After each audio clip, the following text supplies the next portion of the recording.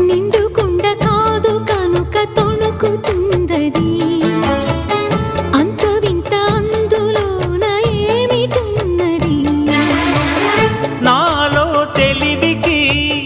దీనిలో నీటికి పోలికే గుళుకు గుళుకు పలుకుతున్నది అమృతం లాంటి హృదయం నీది అంతకన్నా వేరే వరమేది అది తెలిసి కూడా కసురుతుంటే నేరమెవరిది కోపం వస్తే మండుటెండ మనసు మాత్రం వెండి కొండ వాన మబ్బులాంటి వాటం నీదయా ఏంటో నాకు తెలుసా మంచి చెడ్డ నువ్వు చెబితే నేర్చుకుంటా నిన్ను నమ్మినాను అంతా నీ దయా